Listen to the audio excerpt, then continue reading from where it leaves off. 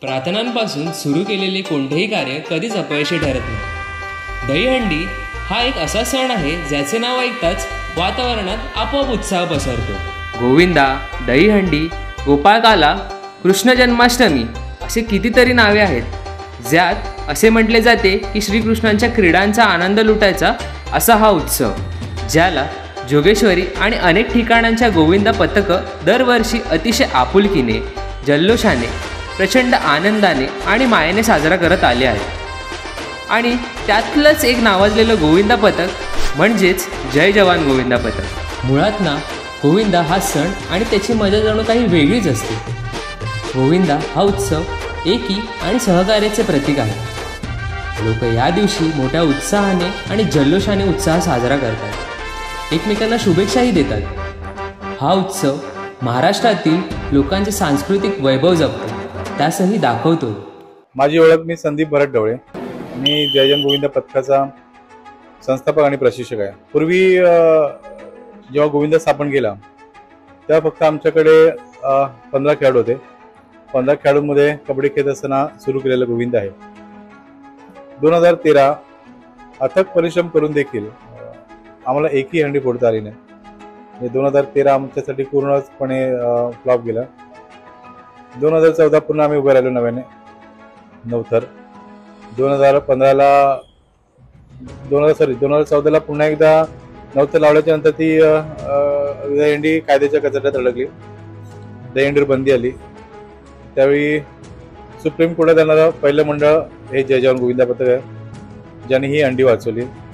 त्यानंतर 2015ला पुन्हा आम्ही नवथर लावून कायद्याचं उल्लंघन करण्याचा प्रयत्न केला. 4 वेळा आम्ही नवथर चढून उतरवले. कुठेही बक्षिसाची रक्कम आम्हाला मिळाली नाही.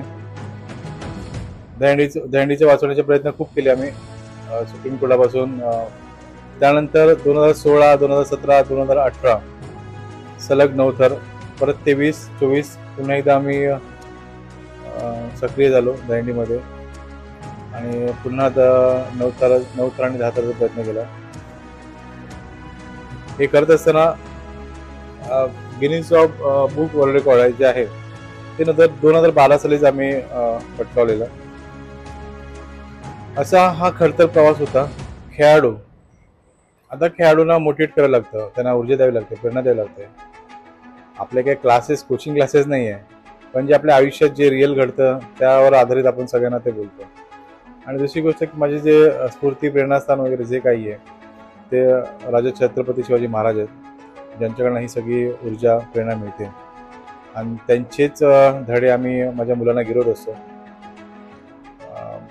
ही गोष्ट होतेच. आणि एकीचं बळ कसं देता येईल, टीम वर्कने काम कसं करता येईल, तो खेळाडू काय करतो, एखादा जर एका दिवशी ग्राउंडवर आला तर त्यात भूमिकेत असतो की नाही नसतो, मग तो कुठल्या टेन्शनमध्ये असतो, या सगळ्या बारीक बारीक गोष्टींकडे लक्ष देऊन त्याच्या डोक्यात जे काही विचार चाललेले असतात म्हणजे फॅमिलीबद्दल, खेळामध्ये, ते सगळं समजून घ्यावं लागतं. गेली 4 वर्ष आम्ही 10 थराचा प्रयत्न करतोय.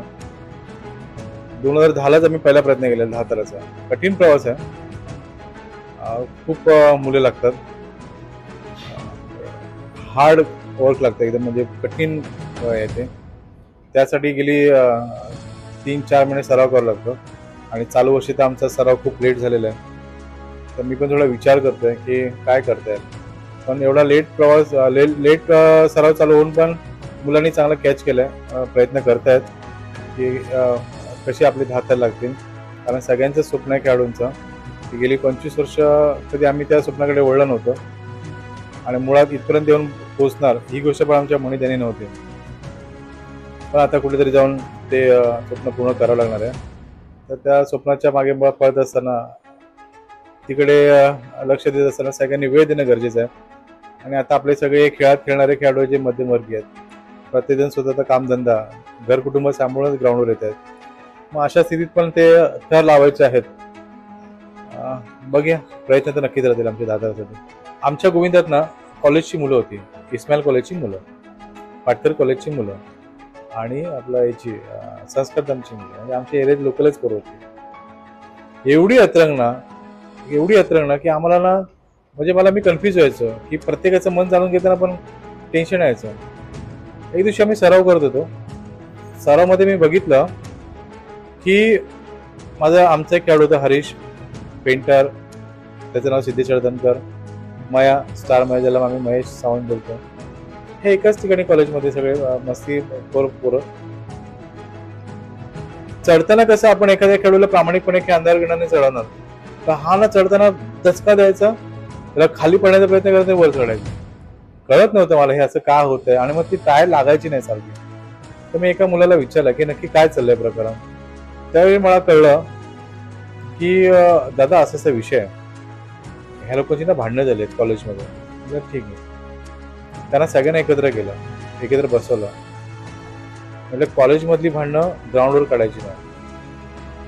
कॉलेजमधलं शिक्षण तुमचं जे काय असेल ते बाहेर, ग्राउंडवर आल्याच्या नंतर तुम्हाला टीम वर्कनेच खेळायचं आहे.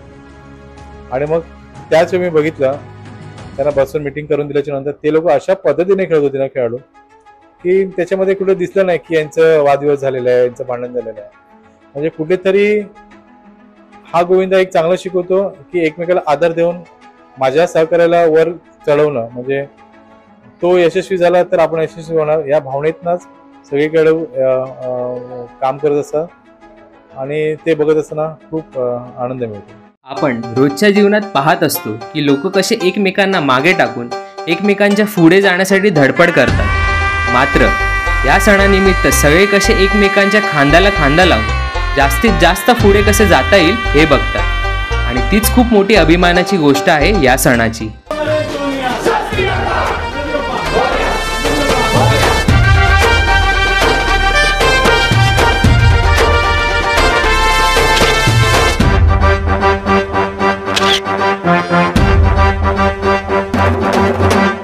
जीव असा लाव घमासान होऊ दे, जोश भरू अंगी जल्लोष उडू दे.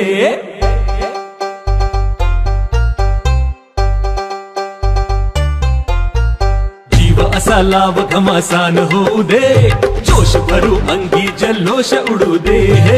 जय जवान हा एकच नारा, उपनगरचा राज दुलारा, एकी जाची दौलत भारी, अमरदानी एक तरारा. जीजा से खेलेंगे, मट्टी भी फोड़ेंगे, बाजी भी मारेंगे हम. आवाज झाला गोविंद आला, जोगेश्वरीचा हा राजा आला.